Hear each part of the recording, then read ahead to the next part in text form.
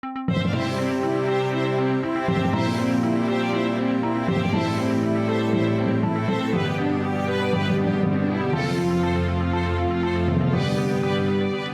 up, Taiwan? I'm Reece Ayers with news from here in Taiwan and around the world.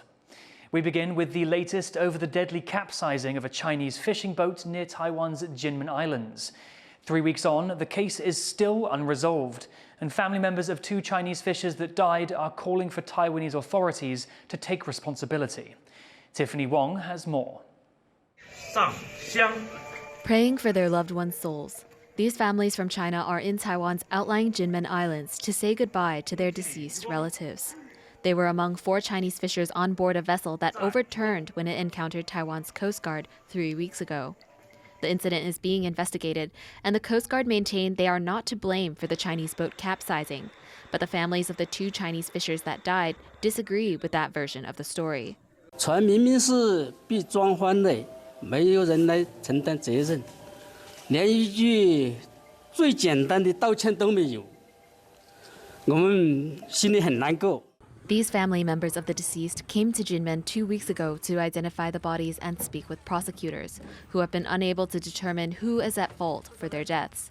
The Coast Guard, which says the Chinese speedboat overturned while escaping inspection, offered condolence money, but the families refused.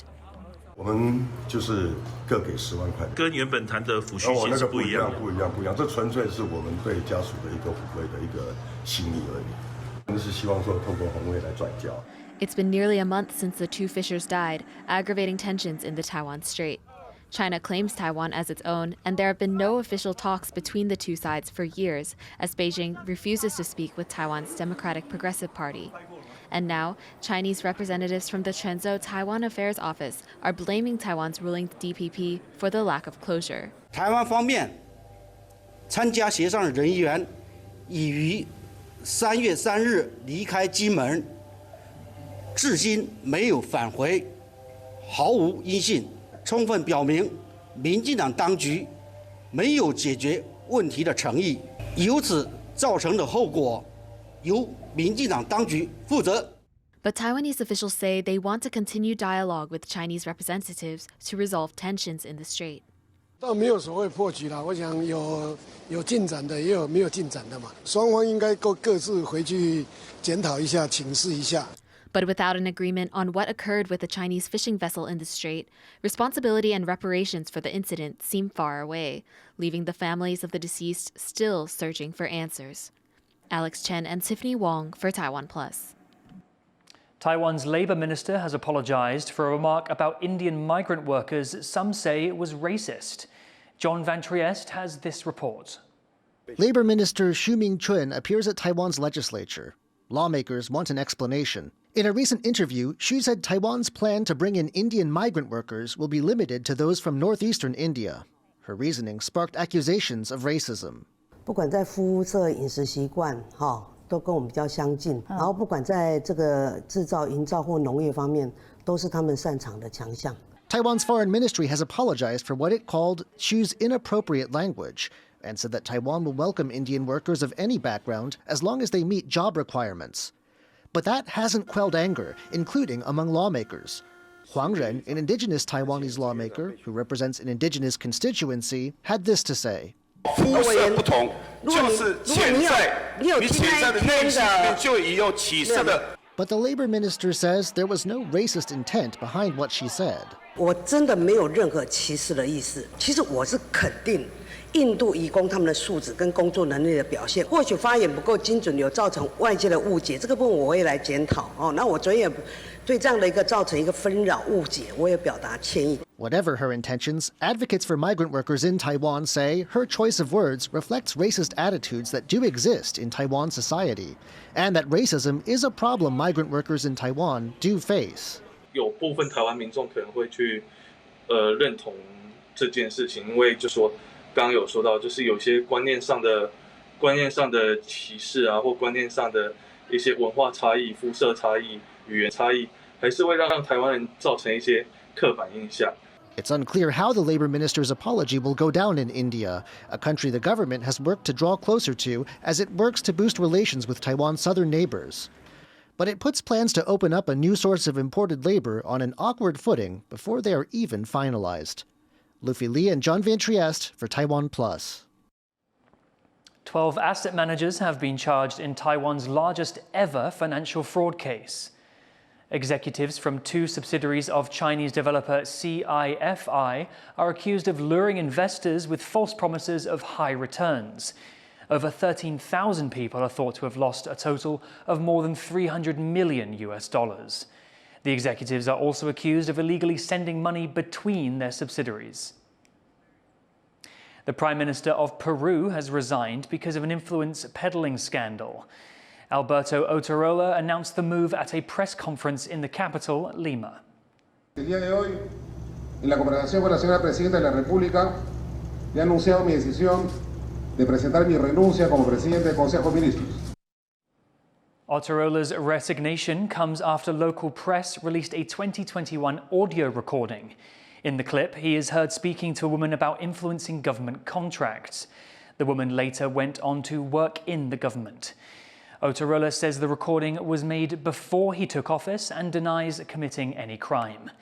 His resignation means Peru's entire cabinet must now step down, according to law.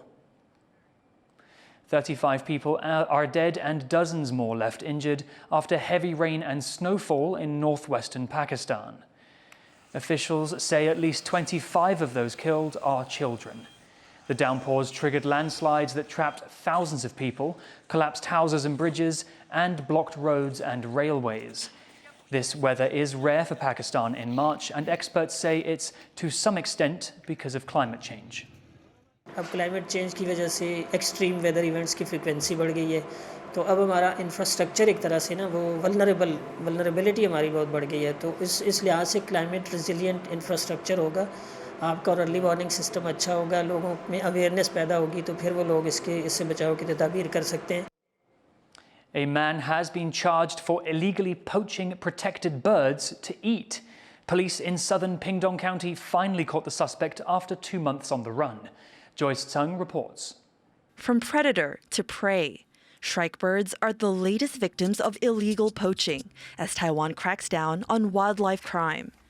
A man surnamed Zhang has been charged for setting as many as 340 bird traps across 10 state-owned areas in Pingtung County. He first told police he caught them to eat. 被告之行为有害自然生态之保育，且未能尊重执行职务之严谨，建请法院从重量刑。 Locals used to hunt shrikes for food as they migrated through this part of southern Taiwan. But the government began protecting them by law in the 80s after rampant hunting threatened their population. Research shows conservation efforts have helped some bird species numbers grow again, which is why cases of lone hunters like Zhang are angering some communities. 那个没有多少钱啦，而且那个是很残忍的行为，不是现在一个文明人的作为啦。食物来源那么多了，不需要再去抓啦，再吃啦。他讲吃也不对，讲卖也不对啦。 With bird populations up against other threats like pesticides and climate change, authorities are working hard to weed out poachers to give these animal populations the best chance of getting off the ground. Scott Huang and Joyce Zen for TaiwanPlus. Water levels at Taiwan's iconic Sun Moon Lake are down significantly for the time of year. 今天是看到最少的一次，表示说大概是好几个月都没有下雨。 The reservoir's water level is much lower than normal, exposing all 9 of the stone frogs that serve as indicators. Workers rush to decouple floating docks from a pier to avoid damage. Officials say the low level is due to lower than average rainfall, as well as farmers drawing more water to plant crops in spring. They said the reservoir is still at 70% capacity. Thank you for watching What's Up Taiwan. You can visit the TaiwanPlus website or follow our social media for more stories from Taiwan and around the world. Finally, let's visit Tokyo to experience the world's largest permanent building projection. I'm Reece. Take care, and we'll see you next time.